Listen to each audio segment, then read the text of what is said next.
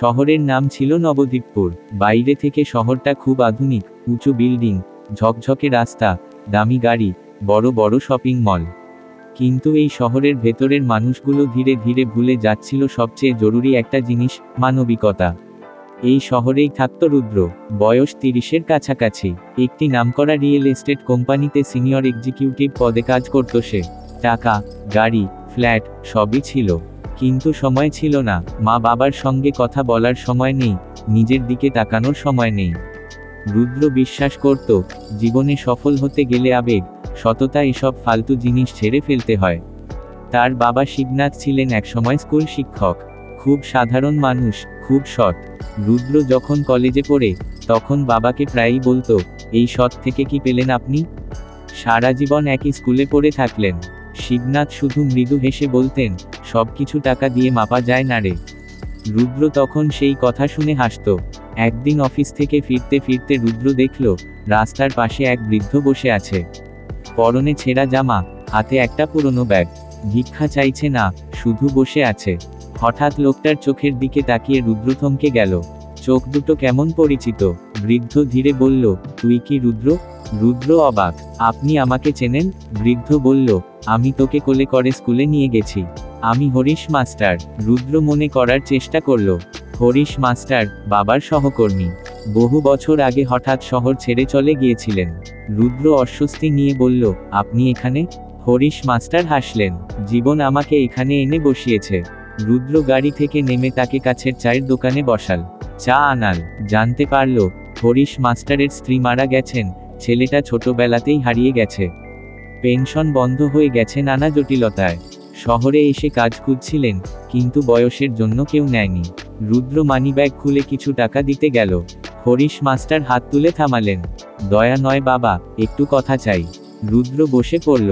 Harish master বললেন, তোর বাবাকে একদিন আমি জিজ্ঞেস করেছিলাম, এত কষ্ট করে সৎ থেকে কি লাভ?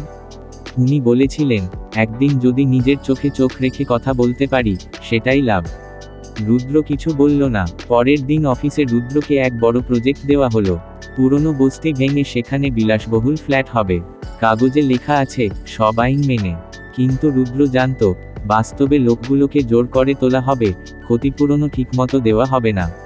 বস্তিতে গিয়ে রুদ্র দেখল, ছোট ছোট ঘর, স্কুলগামী বাচ্চা, বৃদ্ধ মানুষ। একজন বৃদ্ধা এসে বললেন, বাবা, এই ঘরটা ভেঙে দিলে আমি যাব কোথায়? রুদ্রের মাথার ভেতর হঠাৎ বাবার মুখ ভেসে উঠল। হরিশ মাস্টারের চোখ ভেসে উঠল। সে চাইলে চোখ বন্ধ করে কাজটা করে ফেলতে পারত। প্রমোশন পেত, বড় পোস্ট পেত। রাতে বাড়ি ফিরে রুদ্র ঘুমোতে পারল না। আয়নায় নিজের চোখের দিকে তাকাতে পারছিল না। পরদিন সে অফিসে গিয়ে বসকে বলল, এই প্রজেক্টে আমি থাকতে পারবো না। এখানে অন্যায় হচ্ছে। বস হেসে বলল, তুমি খুব আবেগী হয়ে যাচ্ছ। সাইন করো, না হলে চাকরি থাকবে না। রুদ্র সাইন করল না। এক সপ্তাহের মধ্যে চাকরি গেল। বন্ধুরা বলল, তুই পাগল হয়ে গেছিস। মা কাঁদলেন। বাবা শুধু বললেন, ভয় পেও না। কয়েক মাস খুব কষ্ট গেল। সঞ্চয় ফুরিয়ে এল। তখন হঠাৎ এক সামাজিক সংগঠন রুদ্রের সঙ্গে যোগাযোগ করল। বস্তির মানুষদের পাশে দাঁড়ানোর জন্য একজন প্রজেক্ট কোঅর্ডিনেটর চাই। টাকা কম, কিন্তু কাজ সত্যি। রুদ্র রাজি হলো। ধীরে ধীরে তার কাজের কথা ছড়িয়ে পড়ল। এক সংবাদপত্রে লেখা হলো, একদিন সেই পুরনো কোম্পানির মালিকই এসে বলল, আমরা ভুল করেছিলাম। তুমি কি আমাদের CSR ডিপার্টমেন্টের দায়িত্ব নেবে? রুদ্র রাজি হলো, শর্ত একটাই, কাজ হবে মানুষের জন্য। কয়েক বছর পর নবদ্বীপপুরে সেই বস্তির জায়গাতেই তৈরি হলো নতুন আবাসন। পুরনো মানুষগুলোও সেখানে জায়গা পেল। একদিন রুদ্র সন্ধ্যায় রাস্তার ধারে বসে থাকা হরিশ মাস্টারের পাশে বসল।